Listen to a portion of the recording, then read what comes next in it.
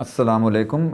हम आज बात करेंगे कॉम्प्लिकेशंस ऑफ डायबिटीज़ पे। ये एक बहुत बड़ा वास्ट टॉपिक है, मगर मैं इसको जितना समराइज़ कर सकता हूँ, फिर हम आने वाली वीडियोस में एक एक कॉम्प्लिकेशंस को डिस्कस भी कर सकते हैं। मगर मेरा अभी सिर्फ मकसद ये है कि आपको सिर्फ इस बात पे आगाह करें कि डायबिटीज़ कितनी रूथलेस है, कितनी ज़्यादा उसके अंदर आपको नुकसान पहुँचाने की इंटेंसिटी है, शिद्दत है।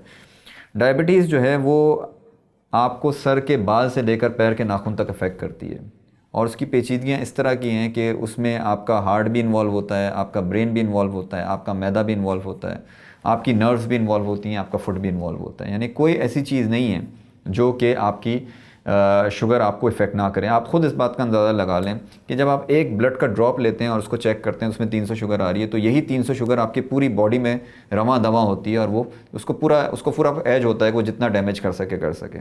तो डायबिटीज़ जो है वो आपके दिमाग को, ब्रेन को भी अफेक्ट करती है। उसकी क्या पेचीदगियाँ हो सकती हैं? एक तो ये है कि याददाश्त की कमी। आपको अगर याददाश्त की कमी हो रही है, आप भूलने लगे हैं, तो इसका मतलब ये है कि शुगर ने आपको अफेक्ट करना शुरू कर दिया है।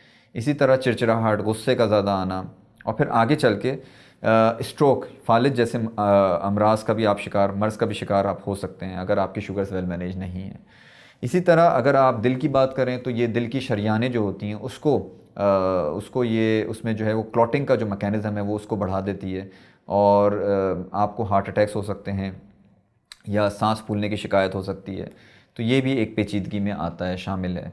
फिर पैरों की नशोनुमा अगर आप देखें तो पैरों के अंदर जब हमें मरीज़ कहता है कि भाई मेरे पैर जो हैं वो सुन्न होना शुरू हो गए हैं, शल होना शुरू हो गए हैं, ठंडे होना शुरू हो गए हैं, उनमें करंट जैसा लगता है, ये एक हाई टाइम है मरीज़ के लिए कि वो इस बात को रियलाइज़ करे कि ये एक कोई छोटी मोटी पेचीदगी नहीं है, और ये सिर्फ पैरों तक के नहीं है। इसका मतलब है शुगर ने उसकी पूरी बॉडी को अफेक्ट किया है, और अगर अब भी उसने कोई एक्शन नहीं लिया अपनी शुगर्स को कंट्रोल करने के लिए, तो ये पेचीदगी फिर आगे बढ़ेगी, और फिर वही बात है, जो पैर में ज़ख़म हो जाएँ और वो फिर सही ना हो और एम्पुटेशन की तरफ पेशेंट चला जाए।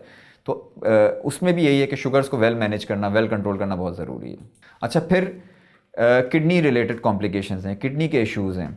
अक्सर हमारे पास पेशेंट ये कंप्लेन करके आते हैं कि अगर मुझे तो किडनी में पेन नहीं हो रहा, मुझे तो कोई इस जगह पे पेन नहीं है, तो इसका मतलब मुझे तो कोई किडनी की कॉम्प्लिकेशन नहीं है। डायबिटीज़ जब होती है उसी वक्त वो अपनी पेचीदगियाँ शुरू कर देती हैं, मगर आपको उसका अंदाज़ा नहीं होता। ये जो दर्द है, ये दर्द की कैफियत डायबिटीज़ में नहीं होती है। ये बहुत स्लोली, स्टेडली, आराम से अपना काम अंदर से कर रही होती है। आपको इसका अंदाज़ा उसी वक्त होता है जब बहुत देर हो चुकी होती है। तो जब किडनी फंक्शंस भी डिक्लाइन करते हैं तो इनिशियली आपको कुछ पता नहीं होता कि किडनीज़ में आपके क्या हो रहा है। लेटर ऑन जब आपके टेस्ट होते हैं, ब्लड टेस्ट होते हैं, तो उसमें आपको अंदाज़ा होता है कि भाई ये कॉम्प्लिकेशन किडनी की हो गई है, या अल्लाह ना करे डायलिसिस की अब मुझे ज़रूरत पड़ रही है। तो वही बात कि पहले आपको स्टेप करना है, पहले प्रिवेंशन करनी है उसको होने से पहले।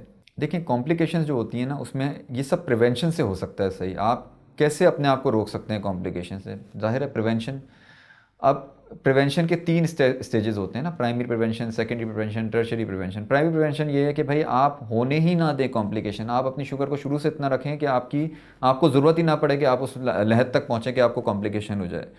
फिर होती है सेकेंडरी प्रिवेंशन। सेकेंडरी प्रिवेंशन ये है कि भैया अब आपको कॉम्प्लिकेशन हो गई, और अब आप अगर अब जाग जाते हैं और अपनी शुगर को मैनेज करते हैं, तो हो सकता है ये जो प्रोसेस है जो आगे बढ़ रहा है वो स्लो डाउन हो सके, क्योंकि डायबिटीज़ में कोई रिवर्स गियर नहीं है, वो एक्सेलरेट आगे बढ़ेगा, मगर आप उसकी पेस को स्लो डाउन कर सकते हैं।